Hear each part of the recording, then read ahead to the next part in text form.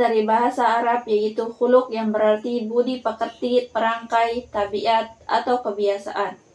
Akar katanya berhubungan dengan kholaq yang berarti penciptaan dan kholik yaitu pencipta, menunjukkan bahwa akhlak erat kaitannya dengan sifat ciptaan Allah yang baik dan teratur.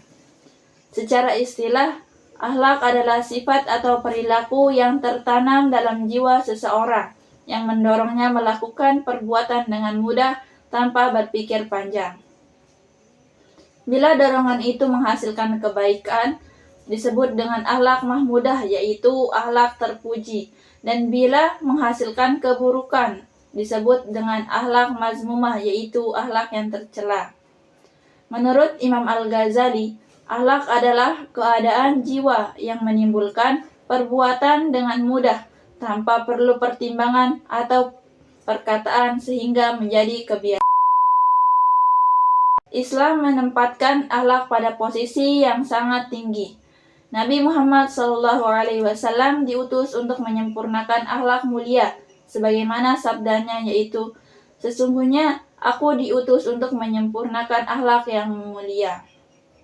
Akhlak menjadi ukuran keimanan, karena iman yang sempurna akan tampak melalui perilaku yang baik kepada sesama. Ilmu akhlak memiliki dua objek. Yang pertama, objek formal, yaitu manusia secara umum. Yang kedua, objek material, yaitu perilaku dan tindakan manusia yang dapat dinilai baik atau buruk. Ruang lingkup ilmu akhlak tidak hanya membahas hubungan manusia dengan Allah, tetapi juga membahas beberapa di antaranya akhlak terhadap diri sendiri, seperti jujur, sabar, rendah hati, dan menjaga kesucian diri. Yang kedua yaitu akhlak terhadap sesama manusia.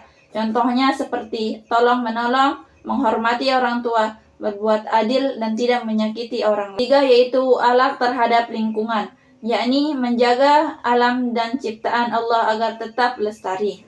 Yang keempat yaitu akhlak terhadap Allah, seperti ibadah, tawakal, dan taat pada perintahnya. Dengan demikian, ilmu akhlak tidak hanya berbicara tentang teori moral, tetapi juga bagaimana membentuk kepribadian muslim yang utuh, lahir dan batin. Adapun pengertian tasawuf, secara bahasa, para ulama berbeda pendapat. Adapun yang pertama dari ahlu as-suffah, yaitu para sahabat miskin yang tinggal di serambi masjid Nabi dan menghabiskan waktu untuk ibadah. Yang kedua yaitu dari suf, artinya bulu domba, karena para sufi memakai pakaian wol kasar sebagai simbol kesederhanaan. Yang ketiga yaitu dari sofa, artinya suci atau bersih, karena tujuan tasawuf adalah menyucikan hati dari sifat tercela. Secara istilah, tasawuf adalah proses penyucian jiwa untuk mendekatkan diri kepada Allah, menjauhi dosa dan menghiasi diri dengan akhlak terpuji. Adapun asal-usul tasawuf. Sejarah asal-usul tasawuf masih menjadi perdebatan. Adapun pendapat yang pertama yaitu tasawuf murni berasal dari ajaran Islam. Dasarnya terdapat dalam Al-Quran dan Sunnah, seperti perintah untuk zuhud, ikhlas, taubat, dan zikir. Adapun pendapat yang kedua yaitu tasawuf mendapat pengaruh dari ajaran luar Islam seperti Kristen, Hindu, atau filsafat Yunani. Tasawuf muncul sebagai reaksi terhadap kehidupan duniawi dan kemerosotan moral umat Islam pada masa setelah Nabi. Para sufi berusaha mengembalikan ruh keislaman dengan hidup sederhana, memperbanyak ibadah, dan mendekatkan diri kepada. Adapun tujuan utama tasawuf adalah mendapatkan keridhaan Allah dan mencapai kebahagiaan hakiki. Nilai-nilai utama dalam tasawuf meliputi beberapa, di antaranya yang pertama ikhlas, yaitu beramal hanya karena Allah. Yang kedua sabar, yaitu tabah dalam menghadapi ujian hidup. Yang ketiga yaitu tawakal, yaitu berserah diri kepada Allah setelah berusaha. Yang keempat yaitu zuhud, yaitu tidak terikat pada kesenangan dunia. Yang kelima yaitu mahabbah, yaitu cinta kepada Allah dan makhluknya.